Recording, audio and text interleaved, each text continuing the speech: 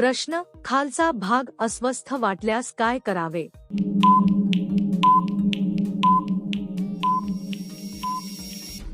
उत्तर: स्वच्छता नीट राखणे सर्वात महत्त्वाचे असते. स्वच्छ पाणी आणि सौम्य साबण वापरावा. जास्त त्रास असल्यास डॉक्टरांचा सल्ला घ्यावा. स्वतःहून औषध घेणे टाळावे. प्रश्न: कोणत्या महिलांमध्ये भावनिक जवळीकीची गरज जास्त जाणवते?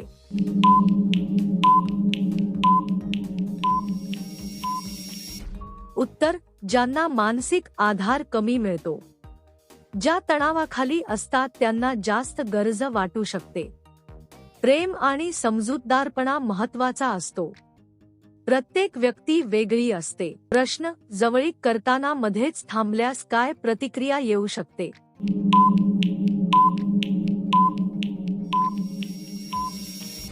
उत्तर: चिडचिड जाणवू शकते. अपूर्णतेची भावना येऊ शकते. संवाद नसेल तर गैरसमज होऊ शकतो.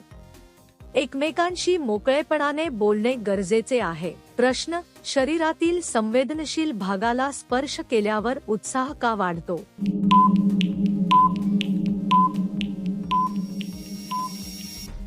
उत्तर: त्या भागात नसा जास्त असतात. मेंदूला संकेत लवकर पोहोचतात. हार्मोन्स सक्रिय होतात. ही नैसर्गिक प्रक्रिया आहे. प्रश्न: बाईचे कोणते दूध बाळासाठी जास्त उपयोगी असते?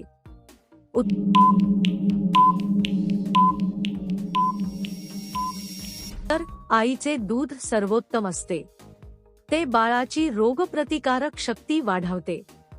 पचनास हलके असते. बाळाच्या वाढीस मदत करते. प्रश्न: घरात कुठे जास्त आरामदायक वाटू शकते?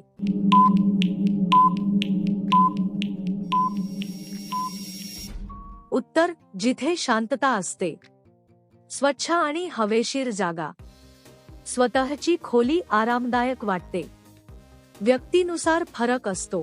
प्रश्न: पूर्ण आरामदायक स्थितीत असताना आनंद का वाढतो?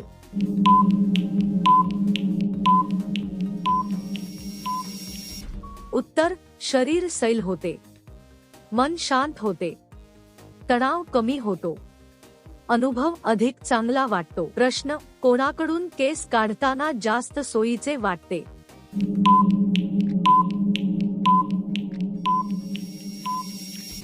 उत्तर: प्रशिक्षित व्यक्तीकडून.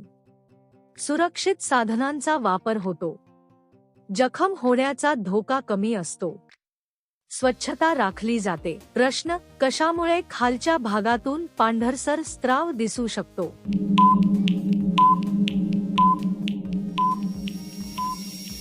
उत्तर: हार्मोनल बदलांमुळे.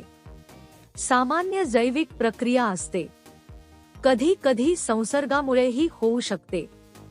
जास्त त्रास असल्यास तपासणी करावी. प्रश्न: करताना कोणाला आधार दिल्यास समाधान मिळते?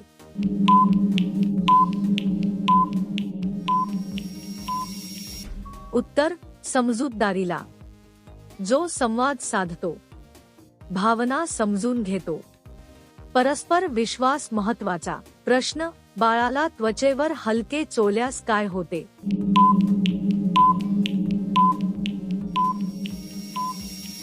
उत्तर: रक्ताभिसरण वाढते. बाळ शांत होते. आई-बाळ नातं मजबूत होते.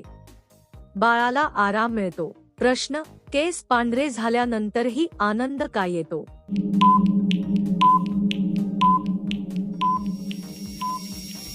उत्तर: वयामुळे अनुभव वाढतो. समज वाढलेली असते.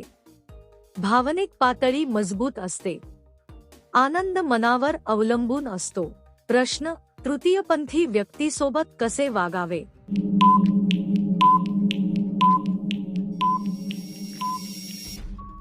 उत्तर: आदराने वागावे. समानतेची भावना ठेवावी. त्यांचे हक्क मान्य करावेत. सभ्य संवाद ठेवावा.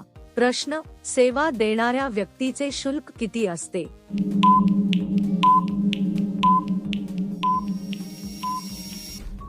उत्तर: ठराविक दर नसतो. प्रदेशानुसार बदलतो. कायद्याचे नियम महत्त्वाचे असतात. सुरक्षिततेला प्राधान्य द्यावे.